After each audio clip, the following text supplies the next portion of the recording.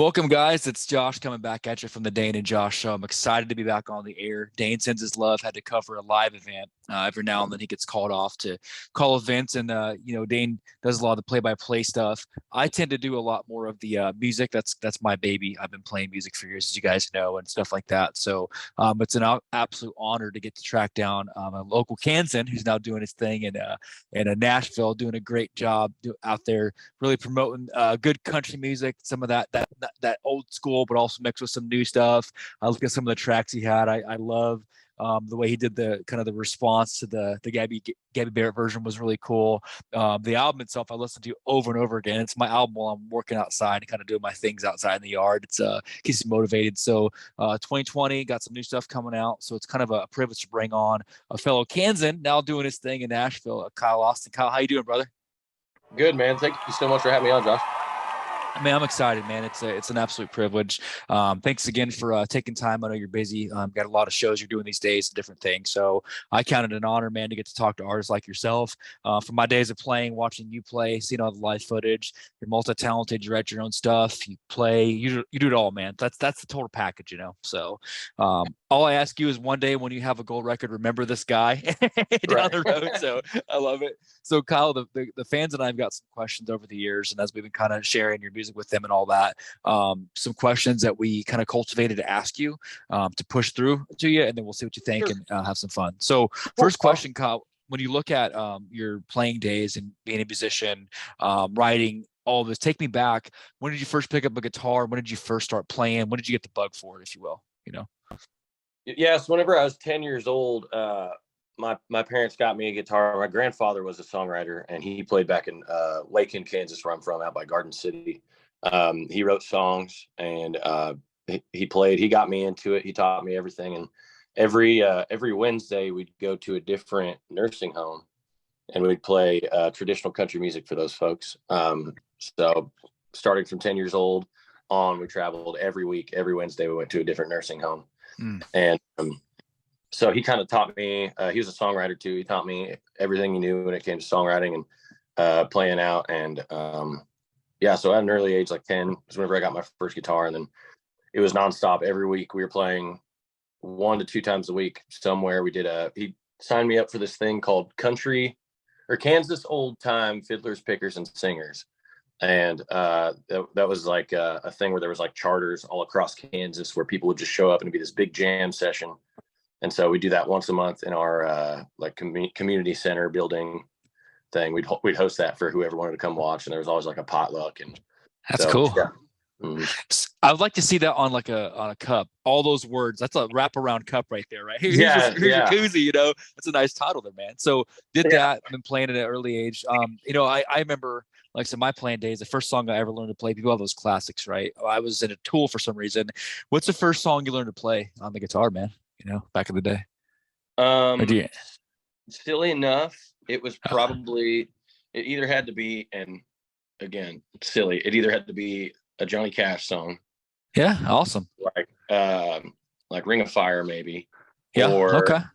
Or I've Been Working on the Railroad. It was one of those two. Love it, man. Yeah, Johnny Cash is a classic, man. No problem there. When you look at, man, so you start kind of diving into now that you're doing the Nashville thing, which is really cool. Your energy, I love it, man. I'm using that photo you sent me, the one I can't wait to use for the cover. You can tell you have a great time playing live, man, and you're doing your thing. There has to be, which I've heard people tell me. We were talking to Jake from Luke Combs a while back, and he's like, there's just something special about clubs. That's a different atmosphere, you know. So far in your career playing live and all that, has there been a gig that's maybe stood out to you the most? You're like, Dad, that's the one. I look back so far and just loved it, you know. I've had a couple this summer, man, that have been really cool. I got to play the Listening Room a couple times here in Nashville. Nice. That's a big spot for writing. And I moved here and I play down a lot on Broadway, and that's all basically covers. Like I'll sneak a couple of my original songs in there, but down here you gotta hold a bunch of titles. You gotta man a bunch of helms, and being a songwriter is one of those things. And it's really cool at the Listening Room because everybody is dead silent. They listen to every word you say whenever you're talking about the song, every lyric, every single note you play on the guitar, everybody's paying super close attention. And that was really cool this summer. I got to do that twice so far. And I also got to do a show that was really cool in Pleasant Hill, Missouri. My buddy Hunter Mounts out here, he's from Pleasant Hill, Missouri, which is like a Kansas City area. He took me out there for he was doing a thing it's called the People's Theater in his hometown. And it's this theater that was built in like 1910 or something like that. And like just staring at the stage, you can see the history up there. Like it's built for, those old doo-wop bands and stuff like that. And it was really cool coming out there because it was very similar where it was just me on a stage, pitch black, the stage lights, and everybody was dead silent, listening to every word I said. It was fun. It's fun in both those instances because I love being an idiot, as I tell people all the time. I'm super silly, and it's fun in those situations because it's very personal. Like everybody's hanging on to every word you say. If you make a joke, people laugh. I love playing downtown because it's a lot of fun and you get a lot of exposure, and repetitions are very important whenever you're doing music like that. But the one thing you lack is everybody's down there for having a good time, drinking beer, eating food. And so you don't get that level of attention to detail, and you can't make those jokes that often, and you can't really connect with people with your songs like that in those situations. So that Pleasant Hill show was really, really cool. That one was really cool, and the listening room this summer, both those were really great. I call it a student of music of watching probably hundreds of bands a month, man. That's like Dane does the sports thing and I do the music, right? We come together, and I've listening room is cool. Like I love that where it's like, hey, we're here to almost play-by-play a song. It's almost what it feels like. You're doing a play-by-play of a song, which is so cool. I love it that you got to do that so really early on in your career. That's cool, man. That's a huge accomplishment early on, as you only get better, not better, but bigger and bigger, right? As it goes on. That's really cool. Is there obviously your style? It's cool. Cheap Shot's my favorite song. I love everything you do, but I love Cheap Shot. I probably played it 100 times. There's something about it. Like there's the edge, and it's got just enough like to it. Or okay, yeah. Is there when you look at influences over and over again, many sources, you get a nice blend of throwback, but you also get modern. What's in your career, who's influenced you the most as a musician? It's really hard because I'm a huge Keith Whitley fan. Growing up, we had like a 5 CD changer in our living room, and there was a Keith Whitley greatest hits CD that was stuck, like it just wouldn't come out, and so that was always being played. But so yeah, I love the 90s stuff. I grew up with my grandpa. He thought, Johnny Cash he was like, no, that's a little rock and roll, son. This isn't necessarily country. That's a little rock and roll. So he was that way. It was like Bob Wills and Marty Robbins and, that type of stuff. So it's really hard to pinpoint a real sort of inspiration, except for I love the style of Eric Church, the way he's, and I tell people this constantly about Eric Church. The thing I love about him most is, and I'm not even the biggest Eric Church. There's people way bigger Eric Church fans than me, but the thing I love about him most and respect about him most is he can have a song like Springsteen, for instance. Yep. That song is very like indie pop sounding with the instruments he used, the way his snare basically sounds like it has a blanket over the top of it and all that stuff. It's very production wise, it's very indie, but there's not a doubt in anybody's mind that song is country, and Eric Church is country. Nobody's ever had any sort, like, even if he has a song that sounds like Southern rock, or he has a song called Cold One that basically it's just question marks on what is going to happen next in that song, but it's country, and that's what I respect about him most is he's willing to try and venture out, but he's also really good at making sure this is a country song. This is I'm country. Like he's really good at mixing those two worlds, and that's what I probably find the most inspiration in is that. I could see that. I can see Eric. I picked up on the Whitley quite a bit, man. I like it too because I'm always big fan of lyrics over music anyway when I'm looking at it, and I like that you put a lot of detail into actually, the writing, and it's cool working with a team. I'm sure a little different, right? But I like that you actually. And there's no shade to modern. Like off the press country, but I like a little bit more of retrospective country, actually thinking about what we're saying. It's not just a summer hit. You know, there's certain songs Right. like I can only play this in the summer. It's just okay. It goes beyond that, right? And that's what's cool about your style is I think at any point in time, if you had someone who's maybe like a Whitley or even a Joe Diffie fan from the '90s or beyond, you can hear that, but you can also hear a little bit even now, even shades of like the Morgan Wallen type stuff, where it's bringing it back. And then you have your own stamp. Your voice is very unique. Like it's like check this out. This modern day also throwback all at once, and then your style is cool. It's very Right.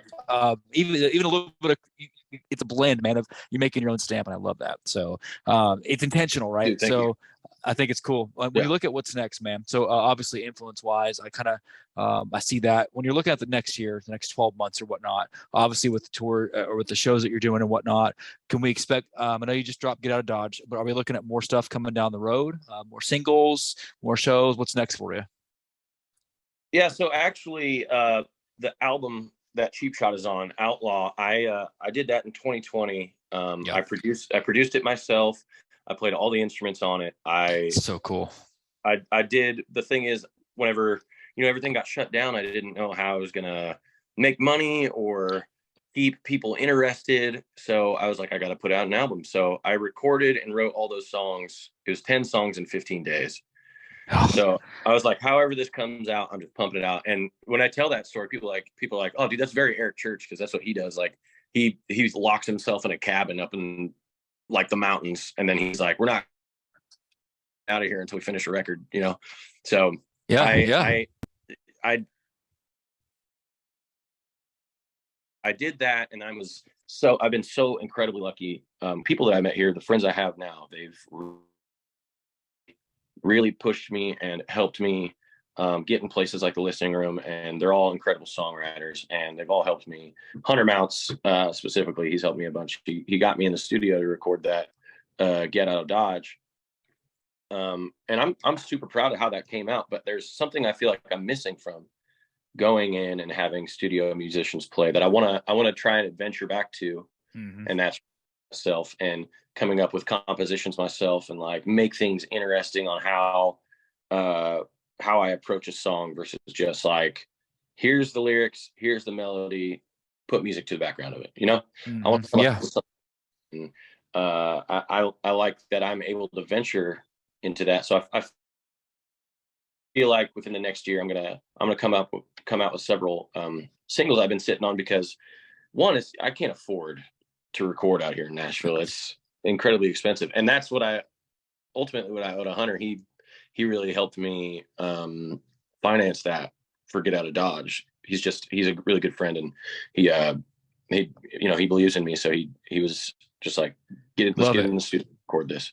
But it's just really hard to come up with money like that. So I mean, I used to do it anyways. Why not keep going? So I'm hoping here soon. I'm obviously there's a lot going on. It's Nashville and it's summertime. It's so busy, but I'm hoping here soon I'm going to be putting out several singles that I record myself and I play the instruments on, or even my musician friends that I met down here, maybe sneak some of them on. So it'd be cool to have like features like that. So I love that. I think it's cool, man, too. Some of the artists that talk about like the Eric Church thing for a second, and I see that about you. I've always liked it. I don't with tracking. We did tracking back in the day and different things. It's cool that you spend 4 months on a song. By the time you spend 4 months grinding through an album, it's like, dude, I'm kind of over it, right? So when you get out there and you do it in like a 2 or 3 week time frame, like you said, that's actually to me that's very Johnny Cash. I could see the Eric Church like, dude, we're gonna go out and give me 3 takes and we're gonna get it done. The song is yeah, gonna be what it is, right? Like this is a right, piece of me. Let me throw it out there. I want the world to hear. I don't want to wait. I want to hear it. That's something he would do all the time. Go drop it on a 45 and get it out like the next day, right? I think it's cool yeah, about you. And thanks. with digital these days, you can so do that. You can go out there and drop a single, and even going through some of these like independent distributors, DistroKid, SoundCloud, all these things to get your music out there the next day. Hey, let's go in the studio, boys. Let's hit it hard tonight. I got an idea. I want the world to hear it. That's rock and roll right there, dude. It's cool. So I hope you Yeah, do drop thanks, some man. more singles because everything you do, and I love there's a sense of intentional rawness. I look at a couple Yeah. artists like yourself. I even one time I was looking at an interview with Kings of Leon, a little bit different with Indy, and they're talking about they did a track and you can hear them playing pool in the background and left it in the track, right? I like how you don't have Oh, to go out there and cut out everything, make it edited, that's great, but or leave it raw. Let people hear the real you, that when they come to the show are like, this is the same dude I heard on the album. It's live, right? That's so cool. So there's something to be said about that raw that you do. I love it, man. You know. Thanks. I feel like a lot of people are kind of going that direction anyways. You look at like Zach Bryan. Yep. He's a guy that is enormous right now, and he got so big because he was just out in the woods, sweaty, looking over a camera, singing songs he wrote, and people loved it. Right. And right. Real. Yeah, you get a lot of production, you kind of lose some of that sentimental value.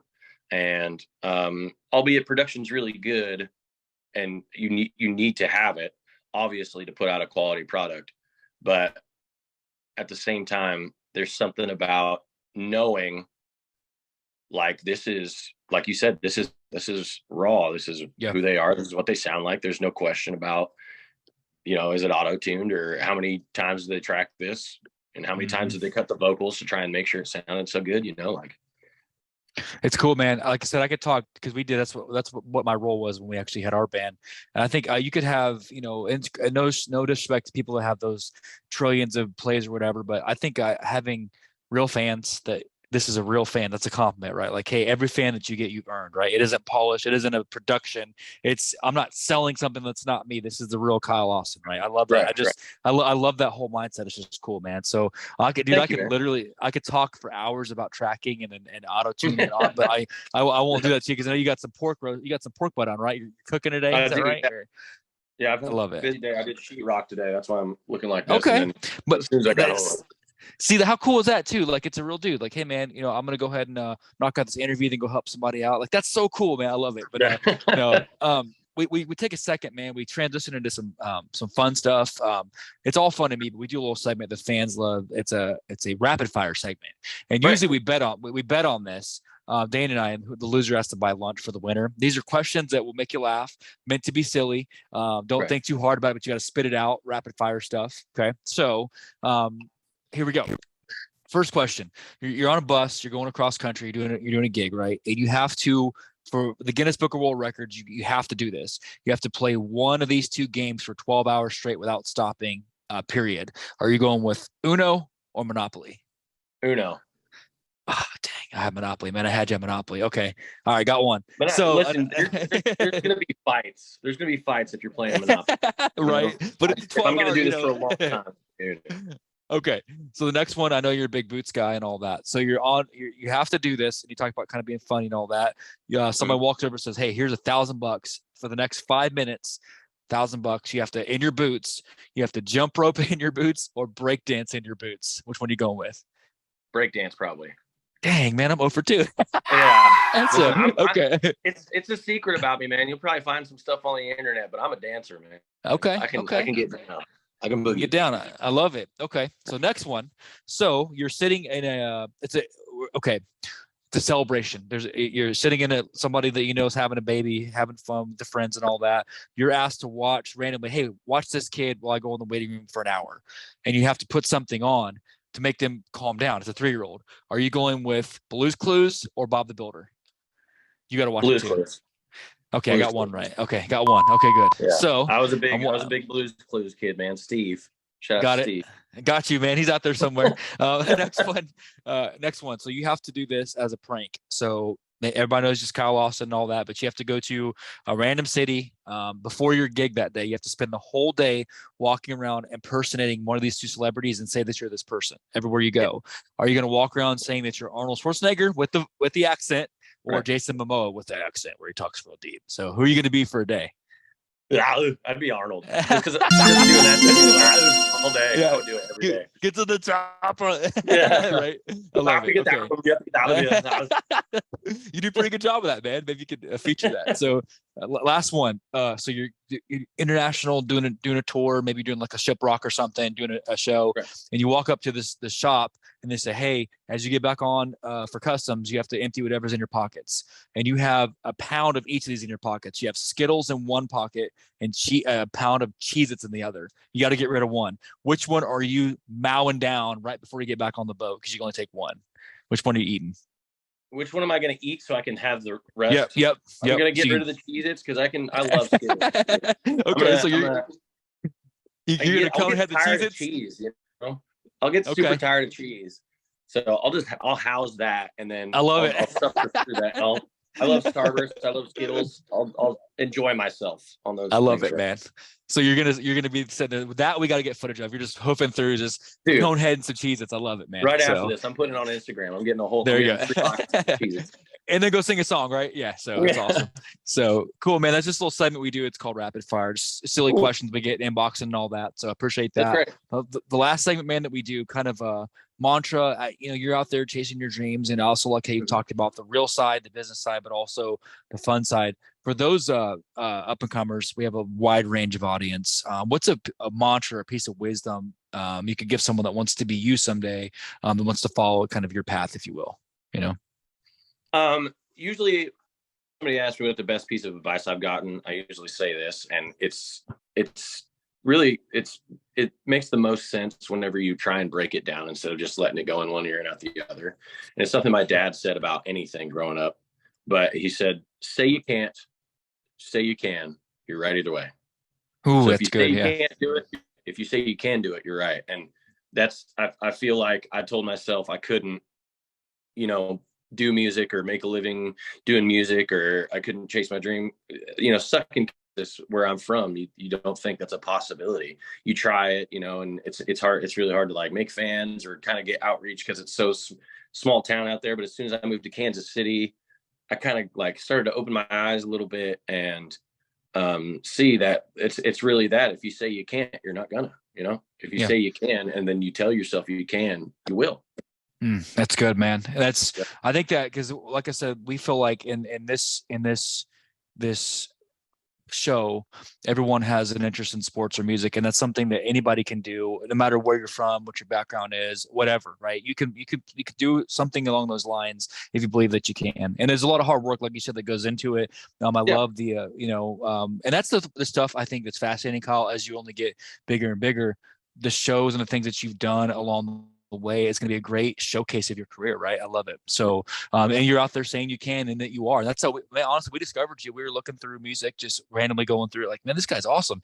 Wait a minute, he's from Kansas. Oh, hold on a second. And that's when I immediately hit you up. It's like, we do this kind of stuff where like we find people that are up and coming, that are growing, right? And you're on, it was a hot country list. I was like, oh, check this out, who is this? And that's when I came across you doing stuff, and you definitely are making a big impression, man, out there.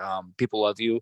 Everyone that we've showed you to, they're like, oh, that's cool. They always say like the 90s thing, right? That's what they feel, right? But I think you're definitely saying you can, you're doing it. So shout out to you, and I can't wait to see you just keep getting bigger and bigger. It's awesome. Dude, so thank you, man. Thank you so much, man. That's really awesome. Yeah. I passed your stuff on to one of my buddies because he liked your style.